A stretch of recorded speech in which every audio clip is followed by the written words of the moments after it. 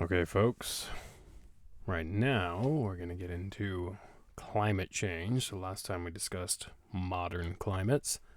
Now I want to get into how that's changing. And to introduce this, I'm not going to talk about the science of climate change, but more just kind of talk about it as as just a thing that exists around us, right? And then the next lecture, I'll get into the actual science. How do we know that it's happening? How do we know it's not natural? What we're seeing happen today? What can we expect in the future? But today I want to talk about, stuff like this. And really, it's. I think this is equally important to discuss as is, the actual science behind it as well. There's a lot of information out there. There are a lot of people who say that climate change, global warming, whatever you want to call it, is a hoax, doesn't exist. It's some conspiracy made up, by whomever, the left, environmentalists, whatever. And it tends to be a kind of right-left divide. Honestly, when you look at it, it's a case of a lot of people on either side of the debate simply don't know what's going on. They, whether their intentions are good or not, the information they're getting is just not great. And then you have people who, like the two gentlemen I have highlighted here on the screen, incredibly entertaining people. You can't deny that. They're very good broadcasters in getting people to listen to them and, want to keep listening or hate listen, which is something I do to all sorts of people online and on TV and all of that, where you're watching this just simply to get yourself mad and kind of yell at the computer screen or whatever, right? But you see a lot of these things in here, the radio broadcasts or YouTube broadcasts themselves, but also, little articles and things like that, or this politically incorrect guide to climate change. It's ridiculous. I think the guy who actually wrote it has like a bachelor's degree in political science. No offense to political scientists, but, that's not. No, you're not a climatologist if that's who you are, right? We need to look at the people who are actually studying this stuff and, get information from them. Here's another thing. On the left, so clearly on the right side of everything, the conservative side or whatever, a lot of people who are saying it's, a conspiracy, a hoax and all that. But then on the left, you have people who attack those claims of conspiracy and, kind of push their own. So this is from Sheldon Whitehouse, a senator from Rhode Island, presenting this on the Senate floor, a series of slides or poster or whatever it was when he actually delivered it. But he's asking, first, what is more likely, that we have environmental organizations spend limited funds to conspire with 97% of scientists, so those are the scientists who, believe in the evidence is suggesting that there's anthropogenic climate change. So these environmental organizations are conspiring with scientists to falsify scientific data. All right, that's possibility one. Or we have oil companies spend their record profits to pay front groups to protect profits, right? So it's this idea of, there's a conspiracy, but it's on the other side. It's not these impoverished environmentalists. It's the billionaire, oil executives who are, paying for different PR and spin groups to change the narrative. And while, yes, that's been shown to have taken place, there is evidence of that, of oil companies, putting out information in a way to diminish the idea that fossil fuels are contributing to a changing climate. But I think the other thing that all of these fail to grasp is the fact that we're all complicit in this. Like, yeah, oil companies can do this, but really, one of the reasons why this actually works is because we kind of like that.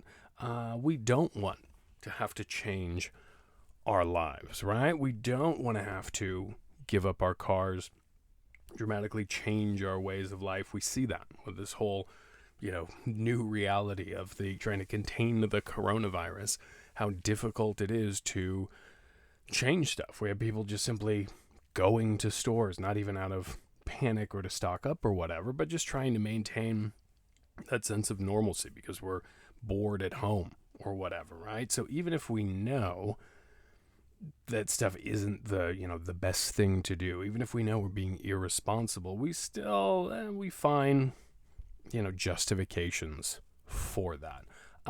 So saying it's a hoax or a conspiracy on either side, no, it's not that. It's somewhere in the middle, that you have a lot of people spreading disinformation, but ultimately what we need to be studying is, like, how does this work on us at this personal level? Why are we allowing this kind of stuff to continue to move forward if we know that the earth is in real danger, right? And even that, it's not so much that the earth is in real danger, it's that our ecosystems are in real danger, and that means our comfortable ways of life here in the United States are also in danger, right? It's that the future is going to be tough for us, and so that's what we'll be, exploring, especially when I get into that whole, the idea of the science behind it, and what's causing this, what's stuff we can do,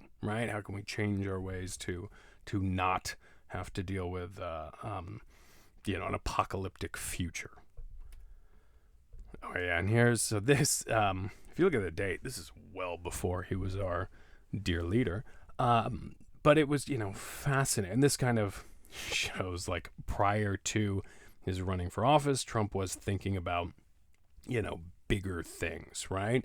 Having this say in the global discourse about this kind of stuff, and you can see, he too has pushed this idea, like this first tweet here. This very expensive global warming bullshit has got to stop. Our planet is freezing record low temps, and our global warming scientists are stuck in ice. All right, and that what he's saying is this is you see, it's January 1st, 2014. It's the idea that we had, a cold winter during that time. So that's what this is in reference to. The other one, the 2012 one, is my absolute favorite. The concept was created by and for the Chinese in order to make U.S. manufacturing non-competitive. You can see the Chinese are always the enemy, whether it's spreading viruses or, making up global warming or whatever. What's delightful about this is when you look at where China was when we first started researching, people started seeing global warming. China was not in the position to make up a global conspiracy. That's the kind of stuff they could pull off now, maybe, but not back in the 60s. You can read about that, what China was like back in the 60s. But yeah, go back to this first one, the idea that we simply have cold temperatures, therefore global warming can't exist. It's absurd. And it goes back, to our concept of weather versus climate, right? You can have weather do whatever it wants just because of bizarre atmospheric changes, conditions, whatever it might be. But climate is where we're looking at that long-term stuff. So one cold winter does not dispute that the globe is warming, nor does one warm summer prove that it's warming, right? We need to look over a long period of time.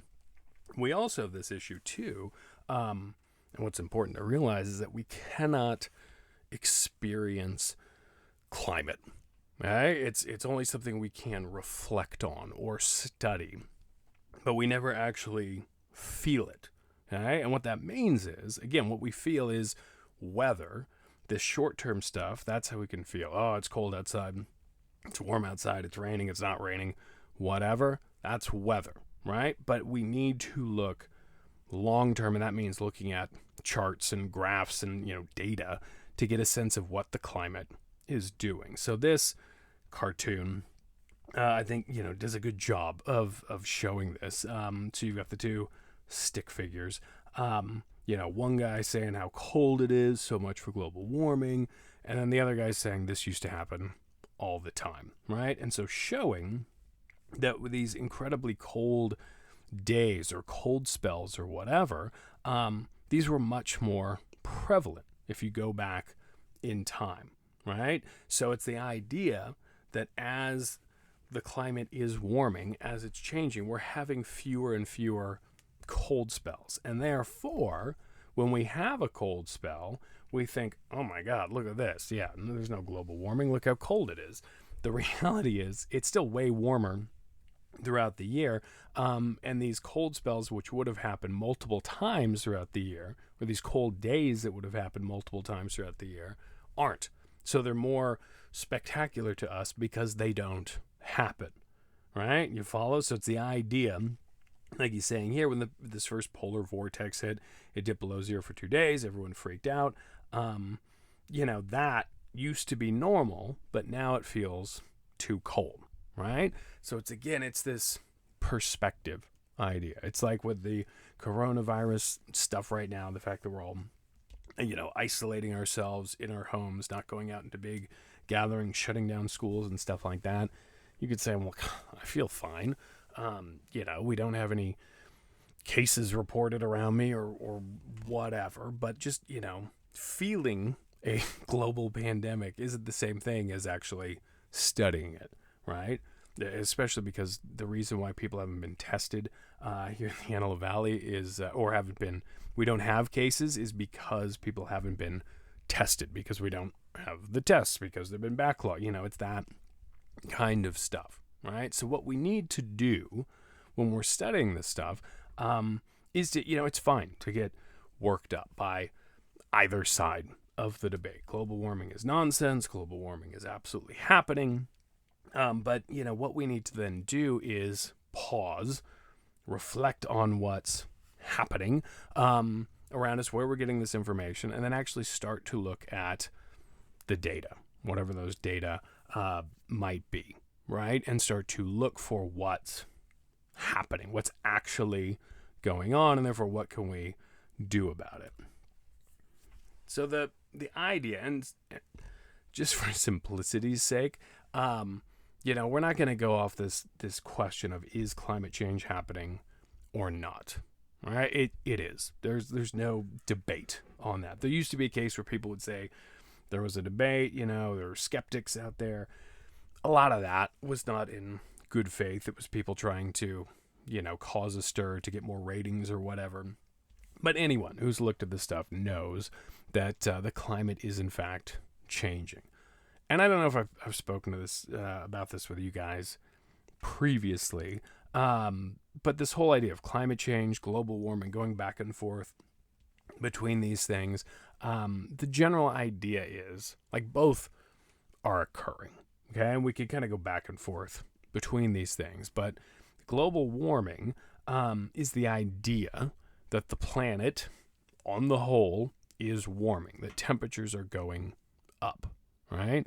That is true. We'll see, evidence of that. We'll see maps and data and all sorts of stuff showing that is in fact the case. And if you even just remotely follow the news and look for stuff online or watch TV or whatever, you see that new records are constantly being broken. That, this July was the hottest July since last year's July, which was the hottest, we're seeing that happen all the time. But climate change is a more broad concept in which we're saying that, temperatures are going to go up, but that doesn't necessarily mean that's what you're going to feel, right, or experience in a specific area. You might, and we'll see examples of this. It's not a constant warming everywhere. Some places are, in fact, cooling. Some places it has nothing to do with temperature.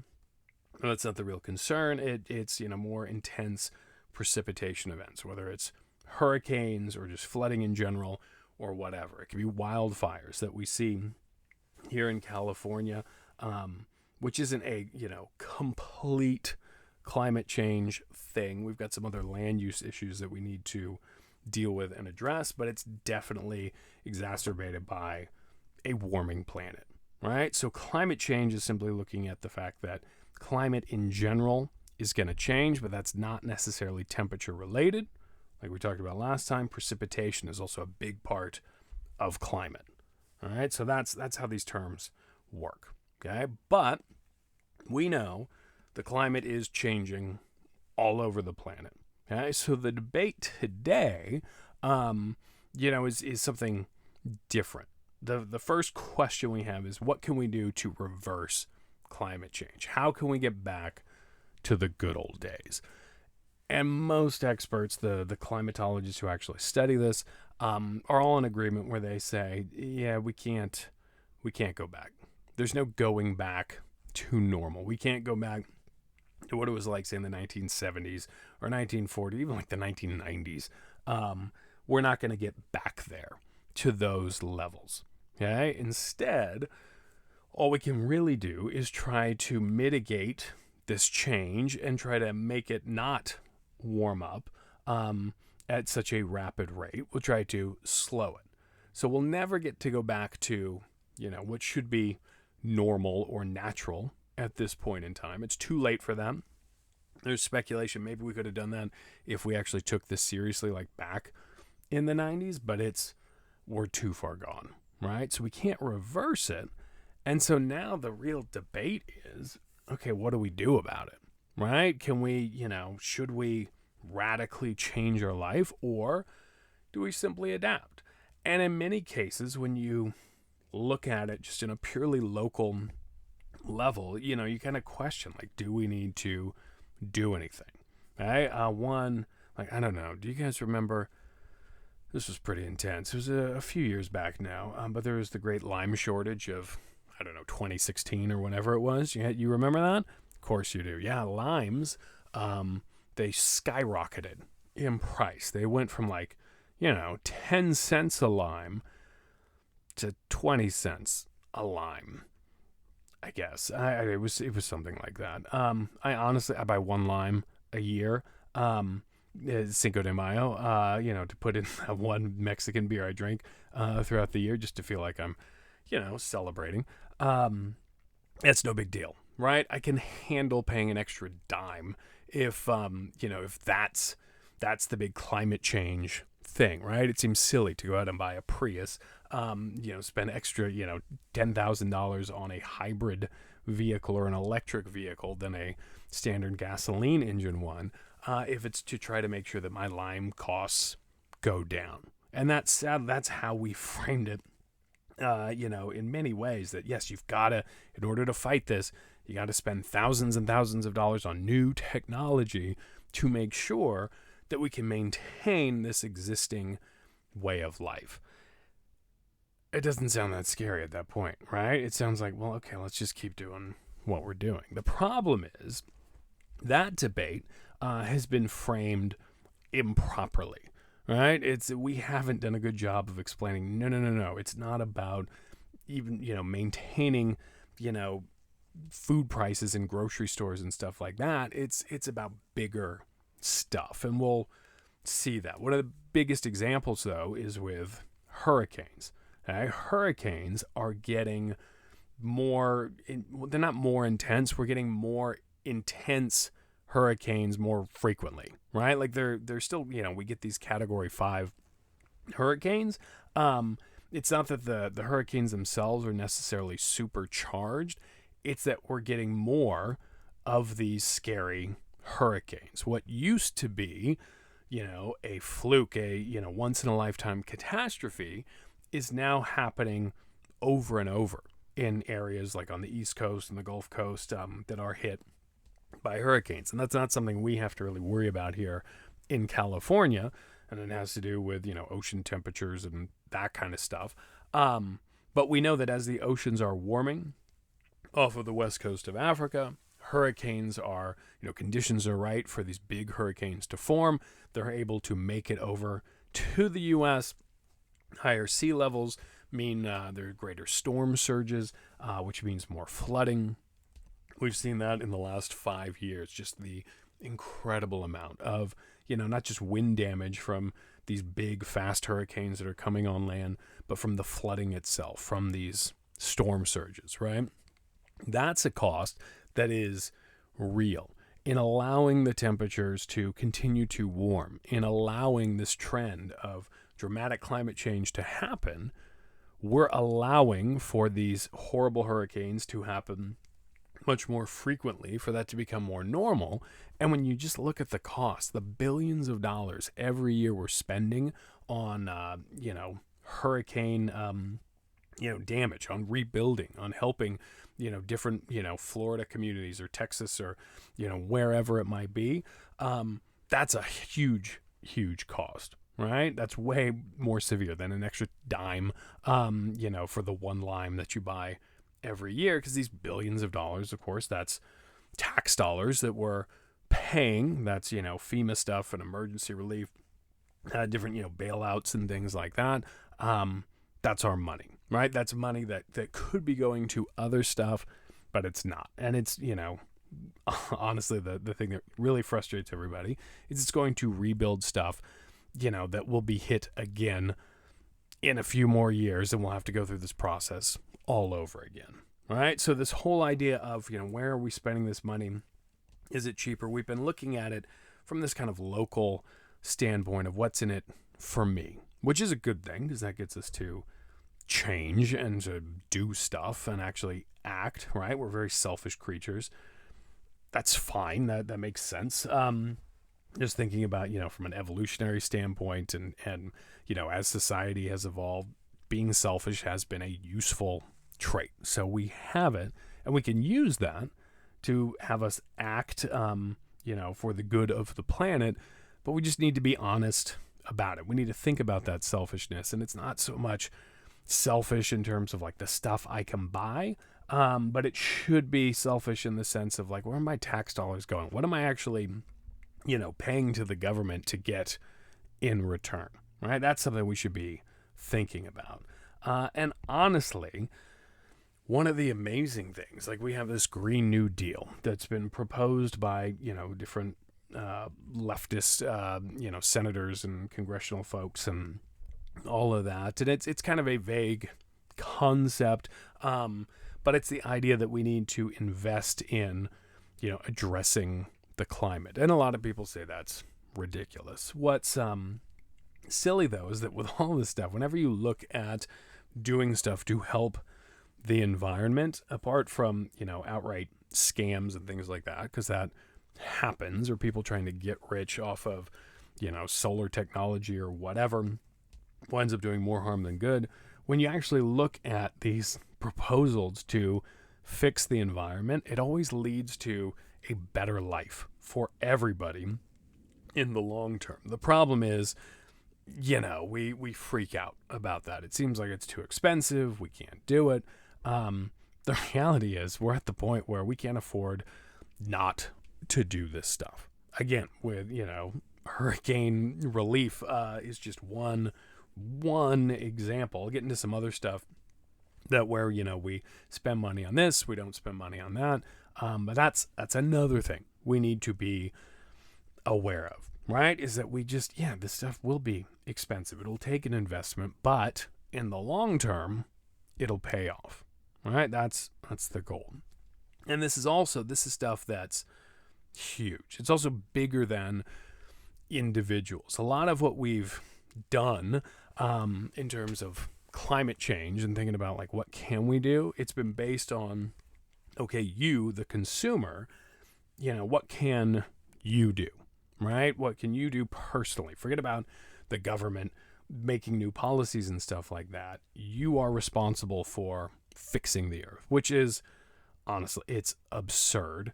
No one person is going to make the change just, based on what you're buying in the store. It's a bigger systemic thing.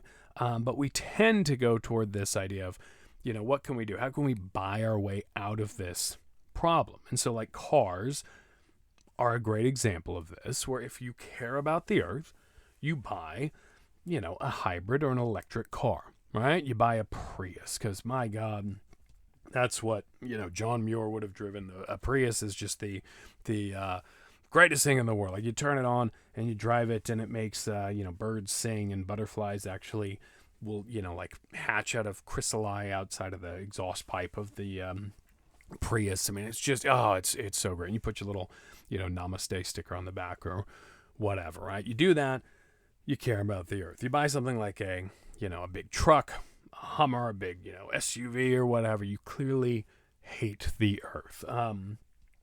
Because otherwise, if you like the earth, you'd buy the Prius, right? And we do that, and you see it. You have people who, clearly what they're buying, it's part of an identity, right? I'm a truck guy, I'm a Prius guy, whatever. You're trying to display who you are. The reality, though, with this is that, honestly, buying a Prius, studies have shown that there are issues with that we buy these things that we see as being green, we see as being, an environmentally responsible thing, but we actually wind up using more resources in buying this stuff, right? A Prius, because it's so fuel efficient, it costs less to fill up, right? So it's got this little tank. You fill that up, and you can drive forever before you have to fill up again. So based on that, it's more efficient with the gasoline. That's how that works. But we don't do it where we say, okay, I'm still going to drive the same places I've always driven, right? I'm just going to use this only when necessary. I'm going to walk if the destination is less than a mile. Otherwise, if it's a little longer, then I'll take it to school, to work, out to eat, whatever, but that's it. Right? So I'll use less gas. Nobody does that. It's a psychological thing. It's the idea that, okay, this isn't too expensive to fill up. So, you know what? I don't feel like eating around here. I'm going to drive down to Valencia because there's that restaurant I like. No big deal. Not going to cost me anything. Also not going to hurt the earth because, I'm in a Prius, right? But you're actually using more gas, even though it's more efficient. If you're driving more throughout the year, you're still going to be driving more gas. Whereas if you have something that's horribly inefficient, it's going to be expensive, right? It's going to be something where you fill it up and you're like, oh my God, I just spent $90 to fill this thing up. And that hardly got me any gas at all. I'm going to be more careful with this stuff. I'm actually going to conserve, right? And it's not always the case necessarily. But it is a case where it goes to show how, being efficient, it's not as simple as just buying something, right? And apart from just like with cars, we have Energy Star, which is a great program in concept, where we have things that are given this government label of Energy Star, meaning that, hey, it's an efficient appliance or whatever it might be. Right? So you look for this, and it's a way of like, look, if I got to buy a refrigerator or whatever, which I did when I, moved here to the Antelope Valley, needed to get a new fridge as I'm, buying the house here. So of course, as I'm looking for one, I'm going to have to get one anyway, right? So why not get one that's an Energy Star fridge? And so I did, the most, responsible one that I could afford at the time. So, buy that, put it in the house. Great. And it's nice stainless steel and all that, looking really classy. But then that kind of made, the dishwasher look a little dingy, and it was kind of gross. It was well used, and I don't know who lived here before I lived here, right? So I got another one, a new dishwasher, but again, Energy Star, very, water efficient as well as energy efficient and all that. So I'm being responsible, right? You got to do that. I got a microwave too, because everything was looking stainless, and it looked tacky to have, some white appliances and stainless steel and stuff like that. So I got the microwave, but it uses, I don't know, like a drop of electricity. I don't know, how this stuff works, but still got the Energy Star one, being responsible. Same with washer and dryer. Got new ones. Family started growing, had to get bigger stuff. Not stainless steel, sexy red.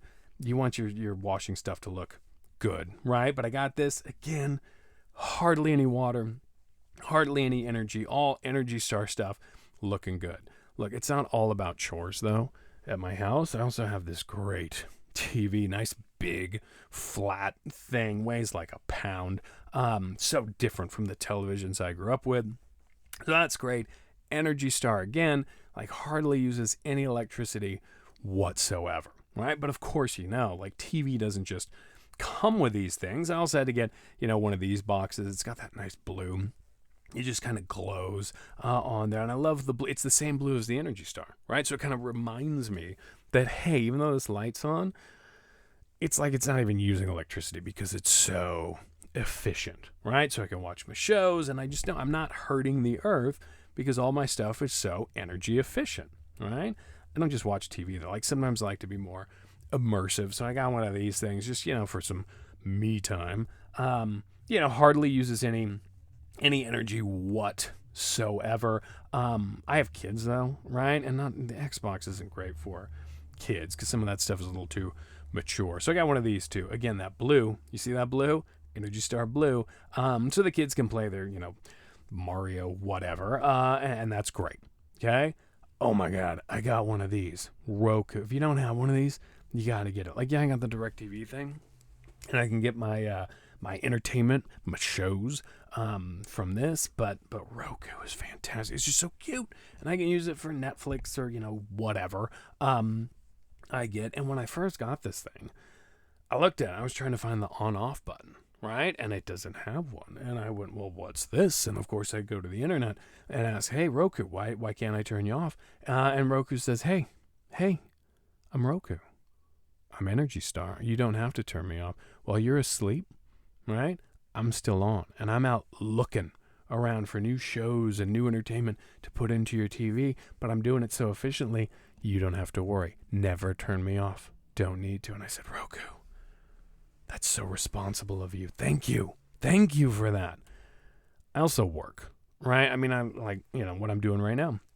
I'm talking into my computer right now to be able to communicate with you guys. And these are sleek and they're so efficient. The battery life is incredible on these things compared to what laptops used to be when they actually showed up. So I can do all my work, but it's clean, it's efficient, it's wonderful stuff, right? But if you're ever trying to read on like one of these things or like use an app, like they don't use apps in the same way. So I can't, if I want to read the news or, look at stuff online or whatever, it's just not as fun. So I got one of these too, right? This is my, sitting down, drinking coffee, learning about the world. I got one of these. Although these are, an iPad's great and all, it's a decent size, but it exhausts my tiny little hand. So I got one of these too, just for when I'm tired. But again, even though this one is smaller, it's easier to keep in one hand. It's not ideal. Like, I would never make a phone call from this thing, even though technically you could. So I got one of these, right? Which is just, a slightly smaller version than the iPad mini, which is a slightly smaller version from the iPad. But still, that's my, walking around device that I got. But if you actually looked at like the cost to stream music, let alone the storage capacity on these things, it's ridiculous. I'm not going to be scammed into paying $10 a month or whatever it is to hear music commercial free or whatever. So before these things went out of stores, I scooped up like a dozen of them and just put all my music on here. I got one for like rock, one for rap, one for country, and so on. And so I do all of that. All of this stuff, so incredibly futuristic and efficient at the same time, and it's all plugged in to my house. And I am using more energy on a daily basis to run this stuff, to charge this stuff, than my entire group of ancestors ever did. We like to look at past technology and say, oh my God, so inefficient, so polluting. But you know what? We didn't have as much of it as we do today. And part of that was because technology sucked, in this kind of, high-tech, energized kind of stuff. So you didn't rely on it. You did stuff the old-fashioned way because it just wasn't as great as it is today, right? And so we're lulled into the sense of buying stuff, thinking that it's actually responsible. And there have been studies that have shown things like, to read a newspaper on your iPad versus having a newspaper delivered right? And, magazines and stuff like that. It's way better for the environment. Okay? So it is better to have something that you have to plug in and charge, but you cut down on all of the carbon emissions from the production of this, analog bit of information and having it delivered to you and so on. So there's some stuff where, yeah, that is great. But the problem is we've just been left to our own, desires to simply buy what we feel is the best thing to buy from an environmental standpoint. But it's going to take a lot more than this kind of, consumer behavior to change our total carbon emissions, to change the amount of CO2 we're putting into the atmosphere, and therefore the changes we're doing to the climate, right? It's going to take bigger, more kind of master plan ideas to deal with this stuff. What's also kind of crazy when you look at it, and to go to show why we need something that's societal, not just an individual thing. And that's a big issue. Like, Americans, we're big on our individual freedoms and nobody can tell us what to do and all that. But in order to enact global change, we all need to come together and work together. And a great example is like the food that we eat. If you go to a farmer's market, if you, purchase stuff, vegetables, meat, whatever it might be, cheeses from, local farmers, you can actually be doing more harm to the atmosphere than if you have food shipped, up here from the tropics, right? And it's the idea, like here in the Antelope Valley, we can have, farmers markets and stuff like that, but we have people driving from Tehachapi, Oxnard, Bakersfield, wherever it might be, driving a pretty good distance with a little amount of food to show for it, right? So we feel good, and yeah, we can eat healthy, fresh stuff, and that's a nice part of being, a Californian, is that we have relatively easy access to a lot of this stuff, of course, depending on where you live and where those farmers markets show up. But it's, it's easy to get this fresh produce here, but the cost of loading this into a truck, driving it to, Lancaster Boulevard or whatever, that's putting out more carbon emissions per, calorie we're getting from the food than if we were to, say, eat a banana, right? Or bananas, we can't grow those here in the United States. Bananas are fascinating because we treat them as such just normal everyday things, but they're grown in the tropics. They're grown far away from here because that's where they have to be grown, and they get harvested, loaded up in a container. It gets trucked to a dock, that gets put onto a ship, then the ship comes up here, that gets unloaded at, I don't know, Long Beach or San Pedro or whatever. That gets on a truck, that comes over to our store, and we buy it, right? And a banana costs like 20 cents. Even though it's had this incredible journey. It's traveled farther than many of us will ever travel in our lives. Like, it's incredible what happened, and it's unbelievably cheap. And what's also great is, like, if our banana gets a little brown, it's got spots on it or whatever, we throw it away because we're too good for it, right? So it made this incredible epic journey, and we waited too long to eat it, so forget about it. Yeah, that's great. And you would think, like, well, then I'll stop eating bananas because they're bad. No, actually, because of this huge scale at which these things are harvested and how they're shipped and all that, from a carbon emission standpoint, that can be healthier to eat. It's maddening. This stuff doesn't necessarily make sense, if we just kind of think about it, basically. But when you start digging into this stuff, you see, oh, okay, all the stuff I took for granted, it's complete garbage. I got to rethink how I'm doing this stuff in order to, help the earth not suck any more than it already does with all this climate change, right? That's the important thing to start thinking about. And I'll get into next time. I'll be talking about, again, the actual science behind this. I'll talk about what we can expect to have happen. But honestly, what we need to do is really start thinking about, how can we work together to mitigate some of these disasters that are happening now, or some that will, be happening in the near future. And the coronavirus is a great moment to think about, the role of government, what government, can do, what it should do, what we've kind of made sure with some of our decisions it can't do, even though it should be able to do. So that's a way to think about this. There are those out there who are hoping that dealing with the coronavirus, once we get through this, it will actually set the stage for now tackling climate change and having a more sustainable future. Sadly, I think for a lot of us, we're going to be so tired, and there's always this, we just want to go back to normal, that we'll do that. We won't take this moment to actually get to where we can have a normal future.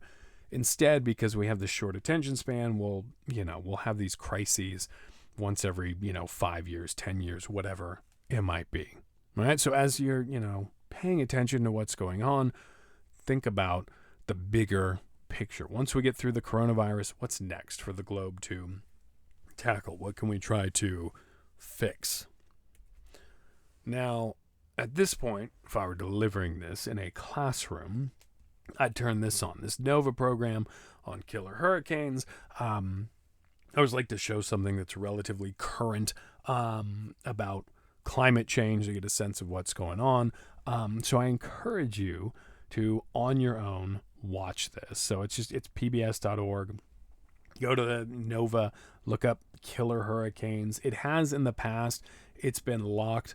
You have to, be a monthly subscriber to be able to access it, which isn't a problem if I show it to you in class because I got access, but see if you can see it. They may have waived that with all the chaos that's going on. Maybe not. If you can't access it, look around for other stuff on climate change there. Watch, something from NOVA. They're pretty good about showing you the science behind this stuff.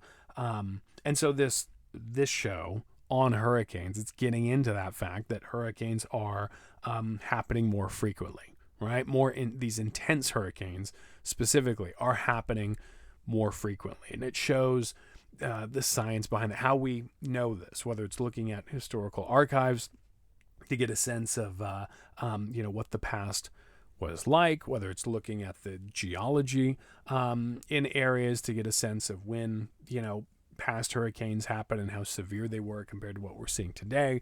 We can map this.